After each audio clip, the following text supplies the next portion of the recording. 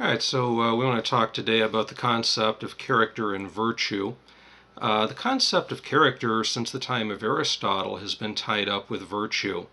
But the question is raised in this final chapter, how relevant are virtue and character in our modern society, and particularly in the professional world? Andre Eshete, in your book, page 392, attempts to answer this question with regards to lawyers, whereas Bernard Williams, page 400 in your book, attempts to do this for politicians. Eshete asks the question, does a lawyer's character matter? A lawyer's job is clearly to defend his client, to give his client the best possible defense. And this makes it appear that the lawyer will do virtually anything, including defending a client that the lawyer knows to be guilty, or destroying the testimony of a person that he knows to be in the right. Lawyers generally realize that their actions are morally questionable, but they feel that the ends justify the means. For justice to be served, everyone must be given their basic right of defense. Now, if the lawyer's actions are always good, if the lawyer is preserving the legal rights of the client, then that's a good thing. But the lawyer's interest may not always be that of the client's legal rights. And even if she does preserve the legal rights, she may do so at the expense of others, which is not necessarily good. Well, it seems that the lawyer cannot really be concerned with real justice or the moral virtue of his client. The lawyer's job is to defend the client's interests, protect their property, keep them free and away from prison or some other punishment. So society has come to expect that the lawyer is morally bankrupt. We get terms like the sleazy lawyer being heard all the time. This has become an American cliche. And since the law doesn't encourage moral virtue and character within the profession, there seems to be very little reason for the lawyer to alter his ways, particularly since doing so could cost him cases, could cost him profit, reputation. Now, this is not to say that lawyers cannot be people of good character, but it seems very difficult to maintain a good personal character and do a person's job to the best of their ability without going mad from the contradiction. Now, if a lawyer perceives their job as mere acting, then they effectively become two people. They are the moral human and the amoral lawyer. It would be, as though we said a few weeks ago, kind of like hanging up your morals at the door along with your coat and hat when you clock in the morning, and then maybe picking them up again at the end of the day when you go home. Well, the problem Eshete raises is the same one we saw before. It makes the concept of professional ethics a form of game ethics. But game rules are different from the real world. Just because it's right to bluff in poker doesn't mean that it's right for the lawyer to bluff in defense of his client.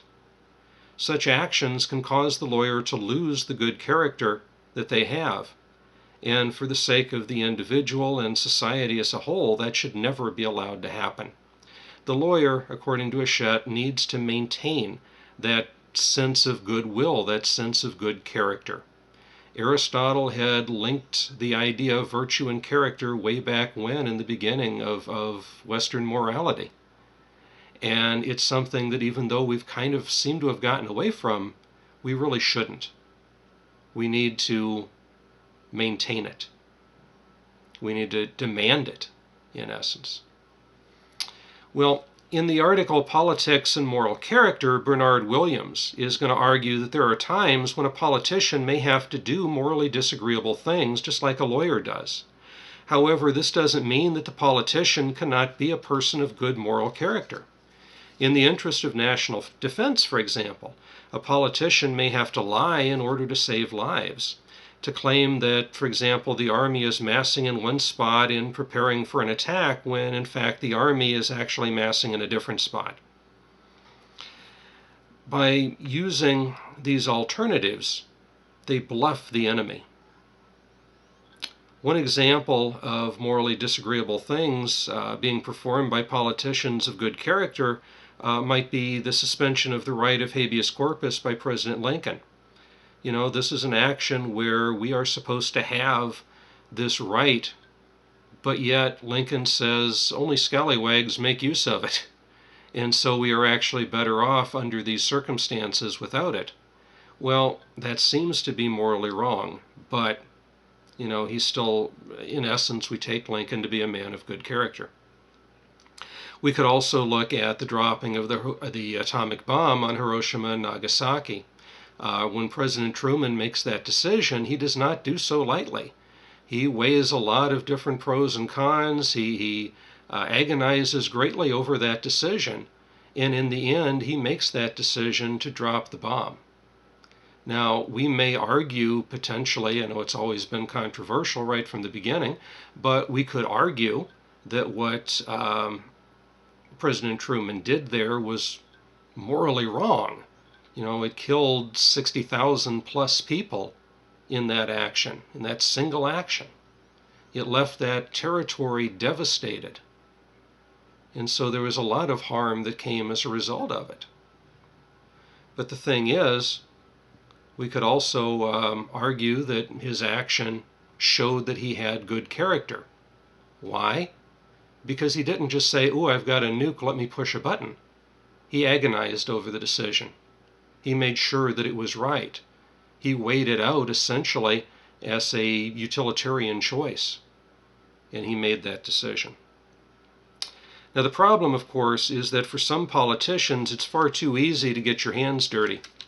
A politician of good moral character is somebody that's going to agonize over a morally disagreeable decision to ensure that it's morally justifiable.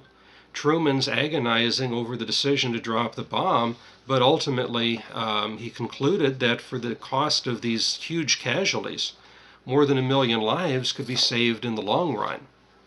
If the Allies had invaded mainland Japan, then the war could have dragged on for years more with more and more casualties mounting up. But with the bomb, he could end it immediately. The decision was agony, but in Truman's eyes and in those of many others, it was morally justified. Had this been an easy decision, then we would have to question the moral character of the president and how wise his decision was. So a politician's character, even in this, post-Watergate era of cynicism, a politician's character does and should matter. Because politicians who find it too easy to mislead the public for the sake of national security will also find it easy to mislead the public for the sake of their own personal gain and personal goals.